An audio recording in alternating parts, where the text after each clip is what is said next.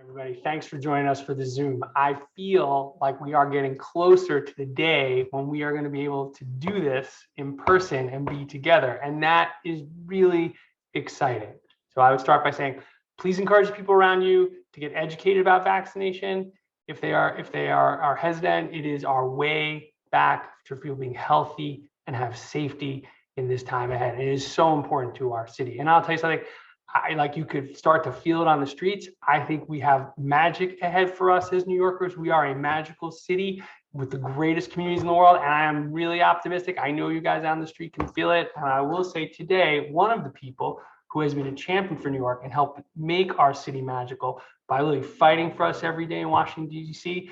is our speaker, United States Representative Grace Meng. Thank you for being with us. Grace was first elected to Congress in 2012 to represent New York's 6th district in Queens. You all know how much we love Queens around here. Thank you, Melvin and Ed. She is the first and only Asian American member of Congress from New York State, a member of the powerful House Appropriations Committee and vice chair of its subcommittee on state and foreign operations. And while there are many notable achievements in her tenure in Congress worth recognizing, from work on child safety to protecting public housing residents, helping small business, and more, today we are focused on an urgent issue, the anti-Asian American hate and violence that is plaguing our city, our state, and our country. As vice chair of the Congressional Asian Pacific American Caucus, Grace has been leading our country in both action and dialogue to combat this crisis.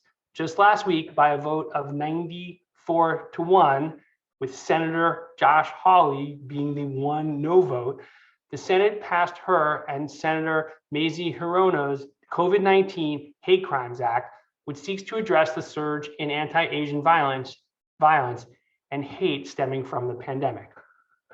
At a time when it is nearly impossible to get agreement on just about anything in Congress, her leadership helped build consensus to take action on behalf of our AAPI communities who have been crying out for help.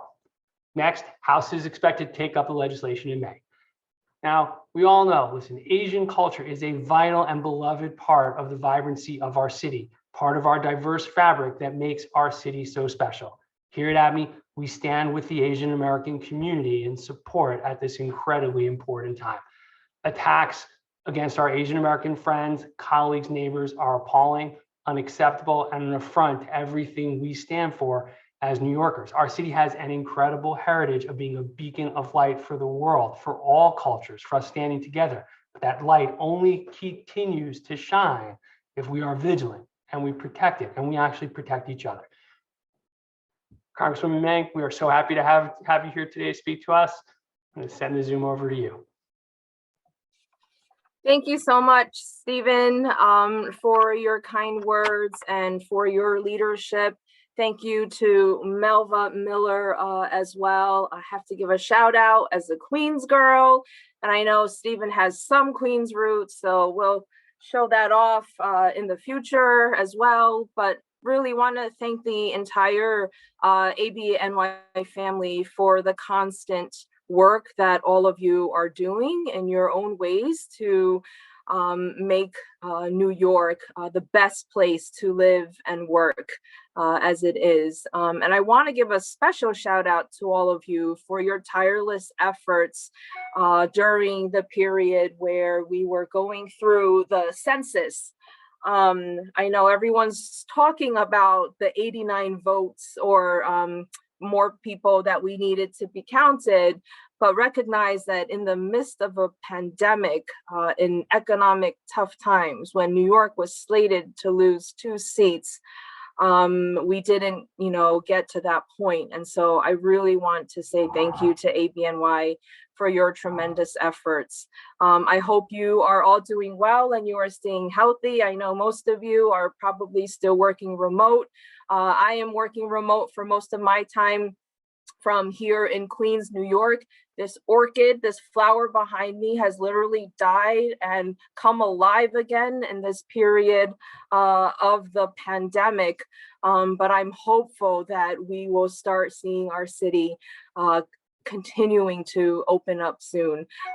Quick, update from DC, really excited to continue to tout the results of the American Rescue Plan that Congress and President Biden have put together in the last few months. We are so excited to be able to go around our districts here in New York and around the country to literally talk about getting more vaccines, helping our small businesses, unveiling today a new restaurants grant, not even a loan, $28 billion in restaurants grants to help so many of our small businesses who've suffered so much over the last year. And of course, lifting so many families literally out of poverty. Queens was really the epicenter of the epicenter. And we are so grateful that things are looking better now. In the last few months and years, we've been able to work on some local projects that show that Queens and our district are doing our part in improving the city of New York. We have made almost all of our Long Island Railroad stations on the Port Washington line handicapped accessible. We have opened up a small business development center at Queens College. Thank you, CUNY. Where people, and this really came in handy during the pandemic, where people needed to apply for PPP and EIDL, and they were able to get free help right in the heart of our district in multiple languages at Queens College. We were also able to get security grants for so many of our houses of worship through the Department of Homeland Security.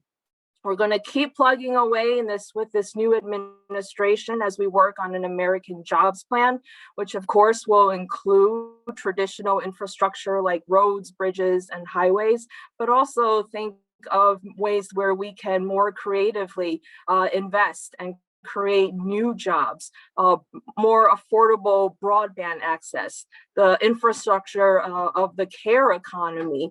Millions of women have fallen out of the workforce. 1 million moms have fallen out of the workforce.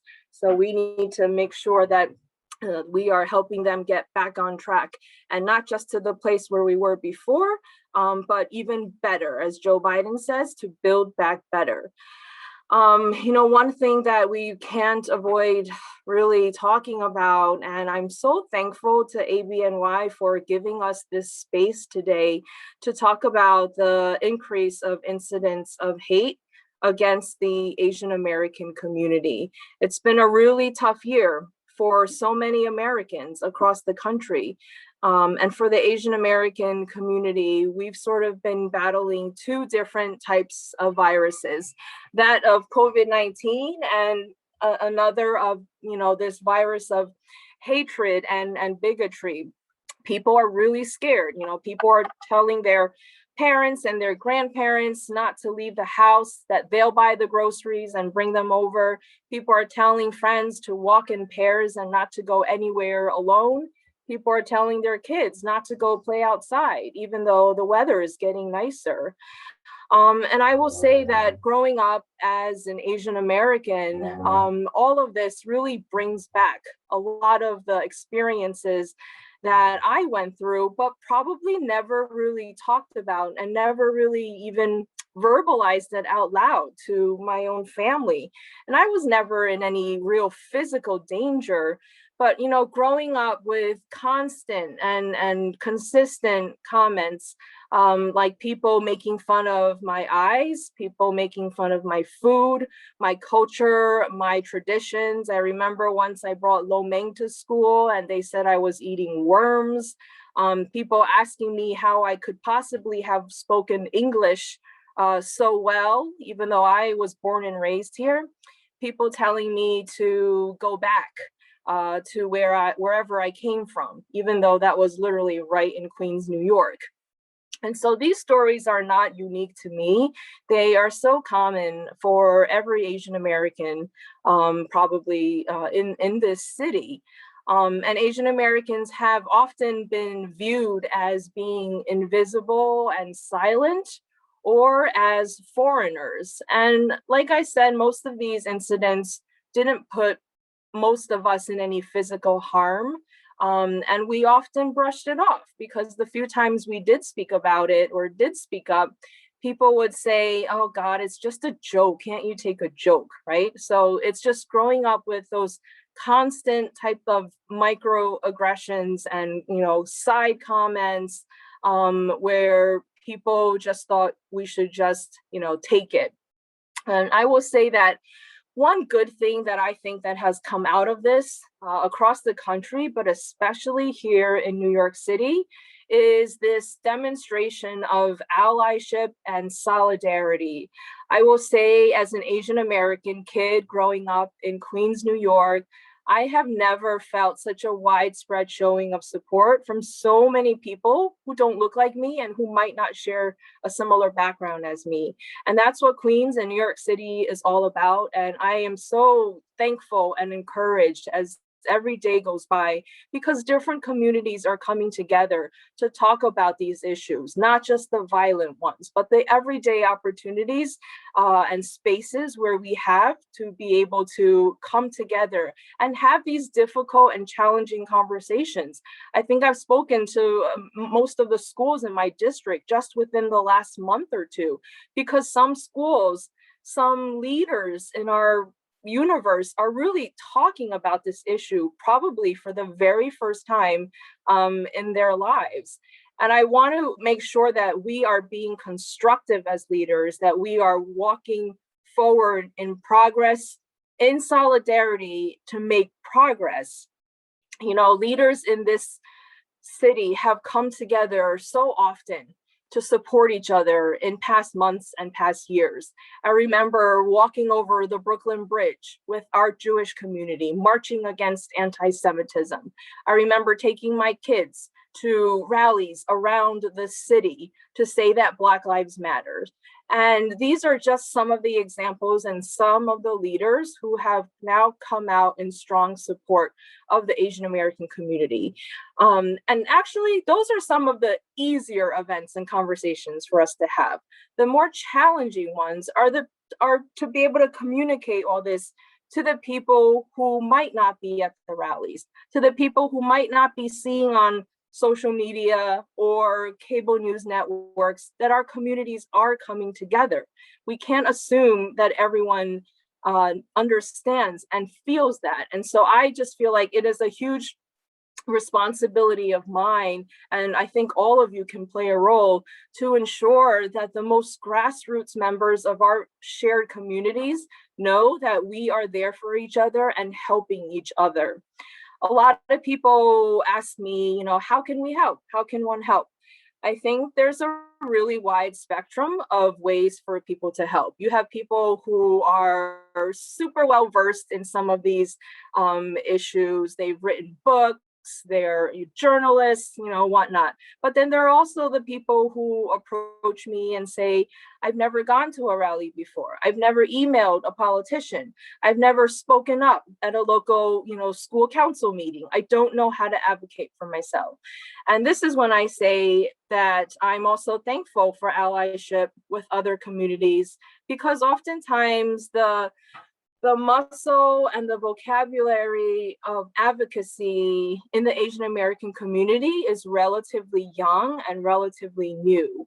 And we've learned so much from many of the leaders, even right here on this Zoom today, on how to be more effective advocates for other communities and also for our own communities. And so there's so much knowledge to share, so many best practices that we need to be very intentional about sharing with our various communities. So for ABNY to provide this space, for any organization to provide a space to have these conversations is so important. Many of us talk about when we were younger, and if someone says something to us, we literally felt like we had nowhere to go. We just kind of swallowed it and compartmentalized it because we knew no one would really do anything about it. And that's different now. From schools to companies, providing spaces like this is incredibly important. It makes our community feel seen and feel heard and understood, maybe even for the first time in our lives. Stephen talked about legislation that we're passing, hopefully in the House. I want to give a shout out, because I'm smart, to our Senator Chuck Schumer and our majority leader. Isn't that super cool that our senator is the majority leader of the entire United States Senate? And as busy as he is, and as hardworking as he is, taking care of the needs of all the senators, he has been relentless in working hard on this piece of hate crimes legislation in Washington, but also participating in virtually every rally to speak out against Asian American bigotry. And so I just want to give him a special shout out. This legislation does a couple of things. It provides more funding to local community organizations. Our community groups really need to expand at the scale of how they're able to help more people. They've really had to overextend themselves, especially during this COVID period, as many groups have. But for example, you hear about this number of 3,800 incidents that have been reported. That's not from the government. That's not from an agency. That is literally from a nonprofit organization that was kind enough to take on this task of recording these incidents. And as generous as it was for them, it shouldn't be the job of one organization to record these almost 4,000 incidents of data for the entire country to utilize. And so this legislation provides funding for groups like that, but also provides dedicated personnel at the Department of Justice so that someone's actually reviewing these cases, someone's actually giving guidance to local law enforcement on what it looks like to investigate a hate incident or a hate crime. Case in point, when we went down to Atlanta to visit with the families of the victims that were murdered, at first glance, the sheriff there just chalked it up to the gunman having a bad day. And many leaders in Atlanta and across the nation pushed against it and said, no, you got to go back. You got to do a more thorough investigation, and here's some guidance. And we have seen the Department of Justice do this on a case-by-case basis in various other incidents in the last few days even. And so we really want this to be part of the law. We want to make sure that local law enforcement is getting guidance, and we want to also make it easier for people to report these incidents. A lot of times as leaders, when we hear about something, we just tell the victims or their families, just go report it, as if that will solve everything. It's a lot more easily said than done, right? Someone might not speak English, someone could be disabled, someone might not feel comfortable going into a police precinct for the very first time. Someone, and this is someone who told me their experience, something happened to them, but they were on their way to work. They couldn't sit there and wait an hour or two for someone to show up just so they could file a report. So we have to make it easier for people to report these incidents and for people to report them in multiple languages as well. And finally, I will say something that some might think is controversial, but we are not going to hate crime our way out of this. Even if we charged and prosecuted every single perpetrator with a hate crime, that's not necessarily going to solve the problem. We need to address issues like mental health, which could be the subject of a whole nother town hall here. But people with mental health make up approximately 25 to 30% of these hate incidents that have happened across the city. And we need to make sure that we're providing more education and counseling for people who are charged or convicted of a hate incident, because that's really going to be the key to, breaking down these walls of biases and stereotypes. And as we talk about biases and stereotypes, we need to address the fact that Asian Americans and other communities have largely been invisible in our history books, invisible in the budget books of many corporate and philanthropic efforts. We need to make sure that Asian American stories are being seen.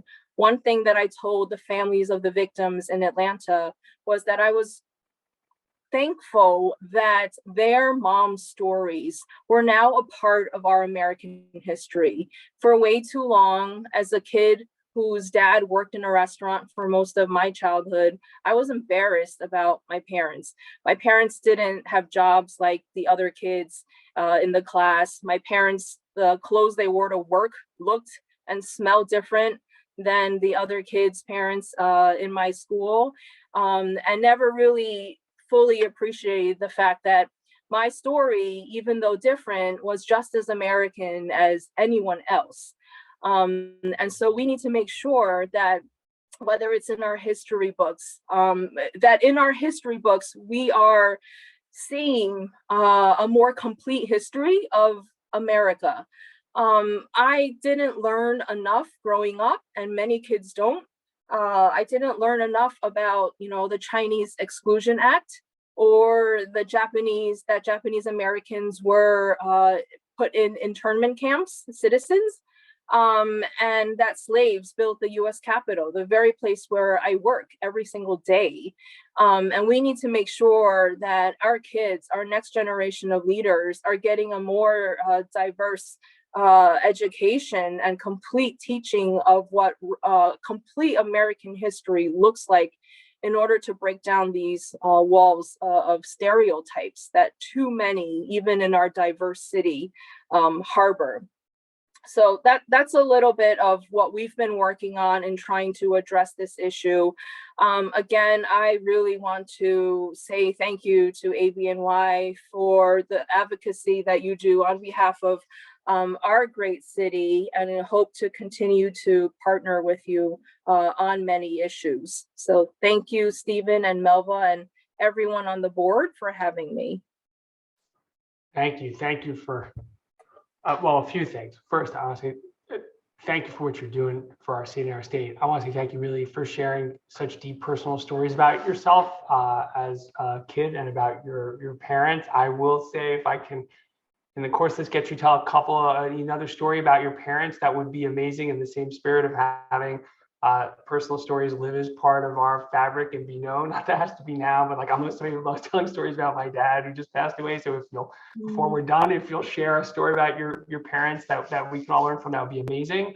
But I'll start by saying you talked about the violence specifically that's going on, how the bill seeks to support CBOs and other important groups to address it. Can you talk a little bit about two pieces of this? Can you talk a little about, obviously the subways are a big issue, and the violence on the and the crimes on the subways, particularly directed at Asian Americans, and then would you talk a bit about kind of the cooperation with the PD, and has that been effective in what's going on to combat the violence? So I'm sort of going to go a little broader than that, because I think a lot of the incidents we've seen that have been recorded have been on the subways, but they've also happened in front of a large apartment building. They've happened in front of a supermarket, right? They've happened in broad daylight and at night. So I think, from the perspective of Asian Americans, I feel like people are just scared anywhere beyond their front porch or their lobby, right? Like, people are just really scared. They don't want to leave the house at all.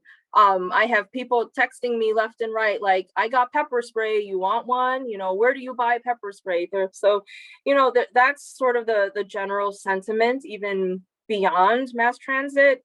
And I do want to acknowledge Mayor de Blasio, because he has really been outspoken, him and his team, from day one on this issue, whether it's giving us opportunities to work with the Human Rights Commission in the city, or the task force that was created.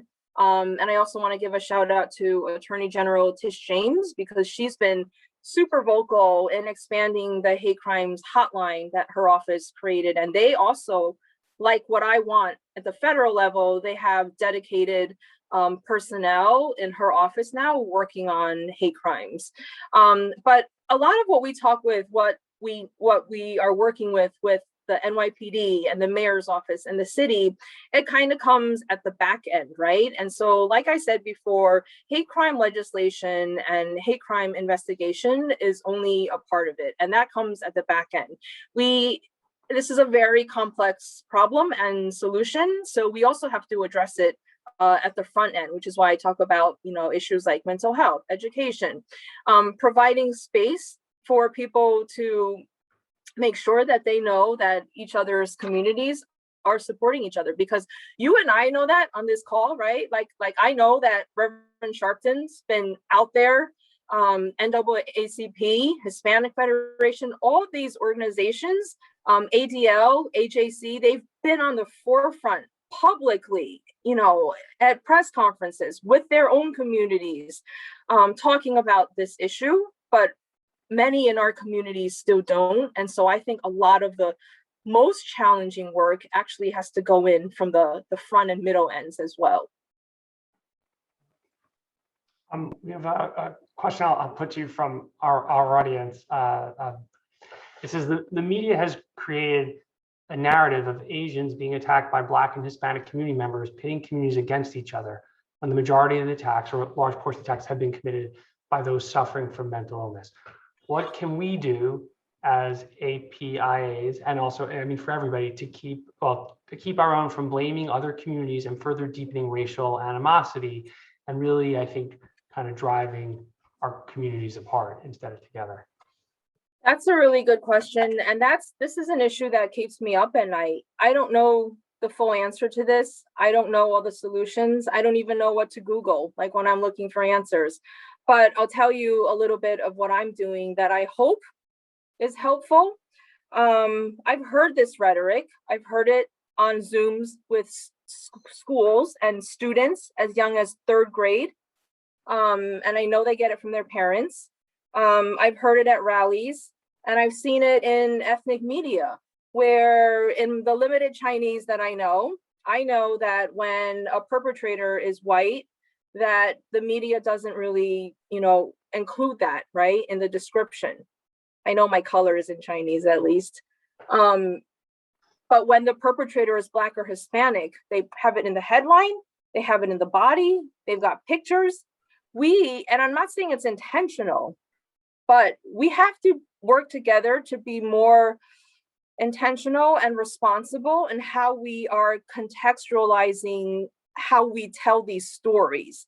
It's not constructive to blame other communities. And honestly, we don't have enough data anyway, but it's not constructive to blame each other's communities. And I said this, I went across the border to Nassau County the other day, last week.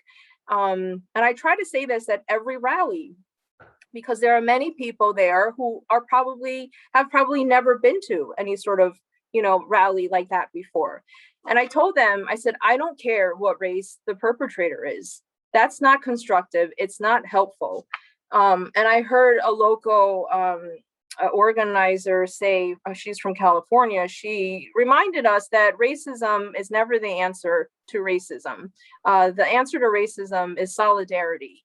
And so sometimes it's hard. And I think a lot of these conversations, and this is why I think that this year has been such a watershed moment for the Asian American community, and analyzing our relationship with other communities as well.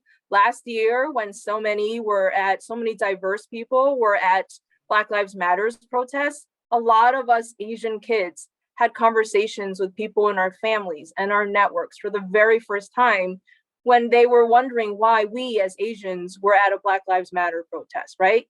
And so I think that this year has given us really unique opportunities to have these conversations and to realize that we are more interconnected than we might even think and realize in a diverse city like New York. We kind of live and work side by side oftentimes. We don't really authentically know each other's communities as well as we could and should in a place like New York. And so I think sometimes it's hard for people, you know, my parents or my grandparents' generation, they might not have all the tools in their toolbox to be able to build these bridges and to expand these coalitions. But you and I can. We have the relationships, we have the tools. We don't really have easy answers, but we should be able to come up with ways where we're able to break down that harmful rhetoric and see what it looks like when we're making progress. You achieved for the first part of the bill in the Senate overwhelming bipartisan support. That's not obviously something we think of in the universe at the moment. With the new administration, do you feel, is this something to be hopeful about in like a bigger sense of people kind of there being a less of an ugly rhetoric in our new world order, or can we feel hopeful about that? So I'm trying in my head to think how to dial up or dial down the level of if I'm being too political or not. You know, I'll be honest with you, my personal thoughts, within 1 year, we went from having a president who really didn't do the Asian community any favors in constantly encouraging the use of phrases like coronavirus, I mean, like Chinese virus and Kung flu. Even his own health secretary and the WHO suggested that we don't utilize those terms. WHO actually has guidance that we don't describe diseases in relation to their countries of origin for these exact types of reasons, the stigma that it creates. And so, look, we knew all this was coming, right? We didn't just ask him to stop because, you know, there was anything political. We knew that people would get hurt, especially during a time when this virus was new around the world and in our country. We didn't know much about it. I remember even, you know, a year ago, we didn't even know if people should wear masks or not. And so I think it was, you know, it has been very hopeful for me to go from begging the president to stop using incendiary language to having a president who literally flew down to Georgia to meet with local leaders after that tragedy, who invited Asian American members of Congress to go to the White House to talk about real issues and real solutions. So I am hopeful. And the fact that it passed in a bipartisan way, 94-1, look, I'm a mom. I don't have time for bad boys. That one guy, he can do whatever he wants. We passed the bill overwhelmingly and bipartisan. I don't even know what party he associates himself with, but we got bipartisan support and we are hopeful that it will get through the House, and President Biden has already said he would sign it. Shifting to a question about business. So obviously, bigotry against the Asian American community has an impact on businesses owned by the community. I'd say, what can our community do to be helpful to support AAPI businesses across New York at this time? That's a great question. Yeah, you know what? We actually saw a lot of Asian-owned businesses suffering even before the virus actually hit us here in New York. We were hearing so many stories about Asian-owned businesses. Like, people were scared to go into their takeout restaurant because they thought they might get the virus if they ordered food from a Chinese restaurant. And so just that stigma was really harmful to their bottom line.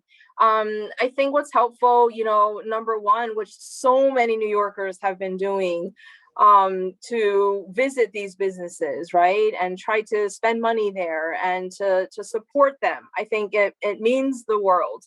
I think too, you know, there are programs now like the extension of PPP, this new restaurants revitalization fund, to spread the word, because we can't assume that they'll know about that. I'm literally going to do that in a few hours when I go out. But to spread the word. And I will say, I'll put in a plug that's completely unrelated. But a lot of smaller businesses, minority-owned businesses, have often told me that they don't feel like they have enough help with cutting bureaucratic tape, and sometimes that borders on legal issues. They might not have enough profits to have a lawyer on retainer, for example. And so it could be anything that they are concerned with that impacts them, from workers' comp issues, Department of Labor, to health and sanitation fines, right? There are real obstacles sometimes to a lot of small businesses and many minority communities in accessing the support that they need. In shifting to some other questions and broadly about the city and the pandemic, Can I ask what you're seeing in your own community in terms of vaccine adoption, and do you feel that it's moving in the right direction, or is there more we have to do collectively in that account? So there's always more to do. I am finally at a point where I feel somewhat content with the rollout of vaccine accessibility. My district, my congressional district, was one of the last to receive a permanent vaccine sites. We had pop-ups at best once in a while. And I want to say that now we have a few more permanent sites. And I just went to a mobile vaccine site from the mayor's office in Flushing. They have a van providing vaccines for a few days right outside of one of our NYCHA complexes in the heart of downtown Flushing. But we still need more. You know, the vaccination rate in my district in any given neighborhood at best is about 50%. So we're not where we need to be yet. Although the positivity rates in my district, we monitor this every day with data from the city and state.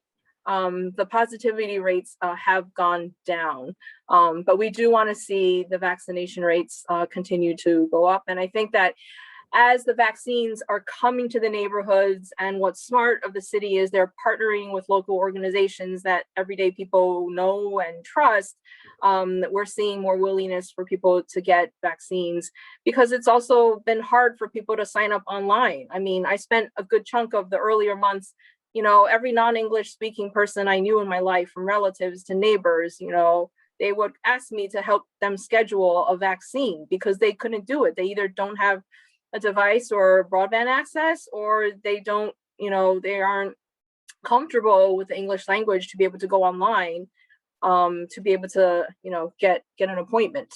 So there's more to do, but we're headed in a good direction. Just as you mentioned NYCHA, I want to ask a NYCHA question.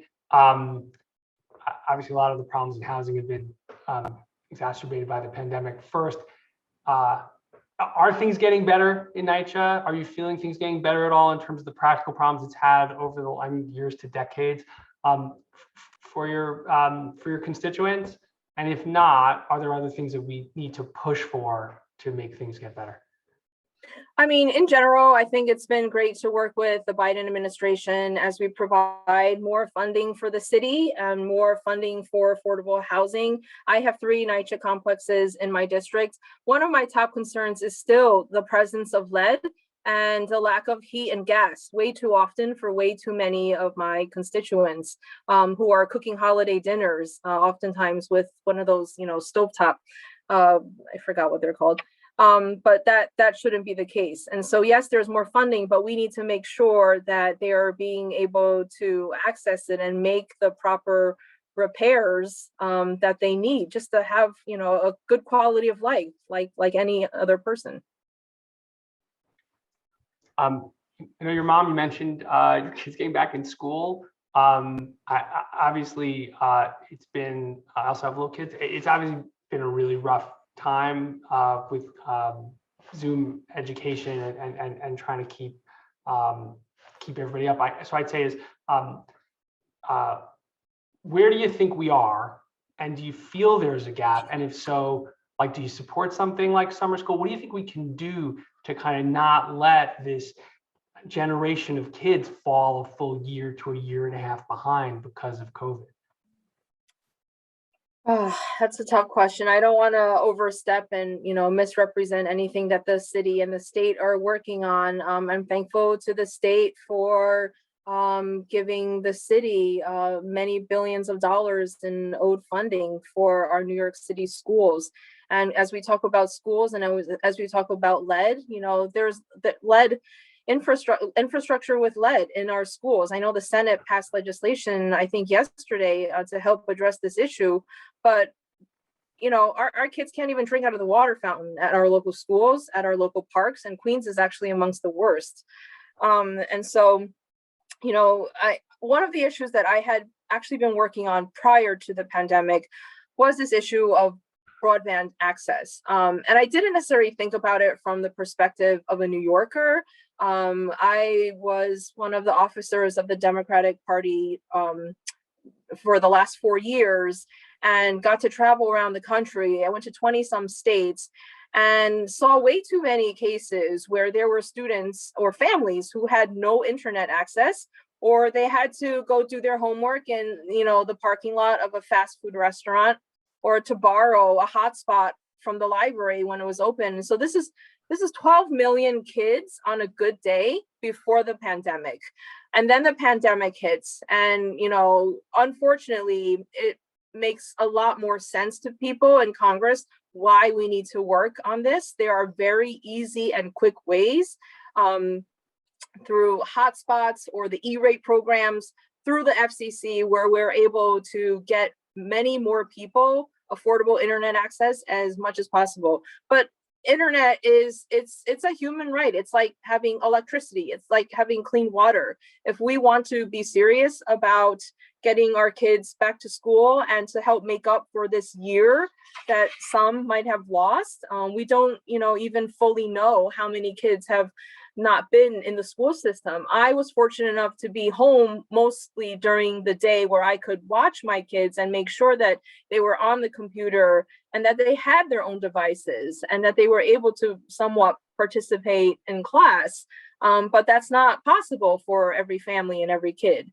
And so we need to really help overcome that gap for way too many of our students here in New York.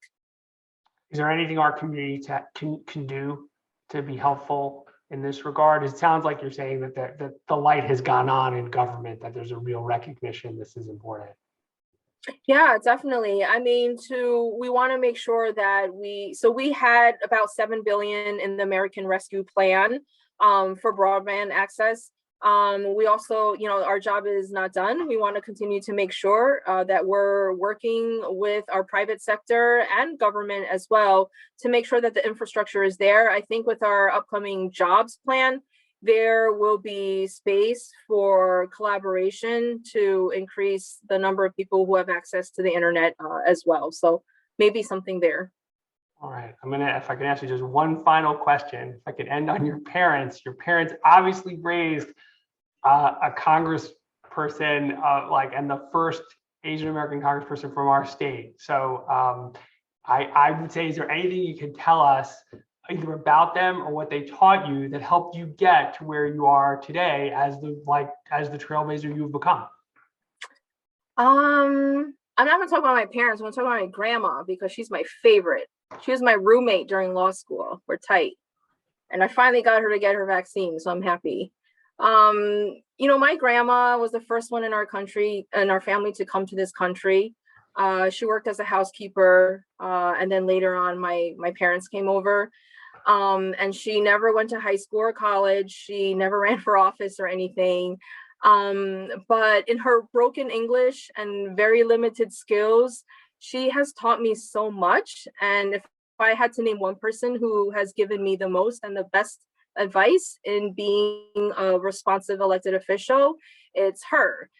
She always sees herself as the person who needs to be a good listener and who tries to be constructive and to be impactful. And that's something that, from the side, I've learned from her. And those aren't necessarily like traditional political skills, but I think that she's really given me good advice on how to be a responsive public servant. Thank you. First, most of all, thank you for the legislation you're pushing. And I hope you have the same kind of success on the House side as you have on the Senate side. Thank you for all you do for New York, and really thank you for sharing with us today about both yourself personally and what you're working on legislatively. We're really grateful and look forward to doing more together. Thanks so much. See you soon.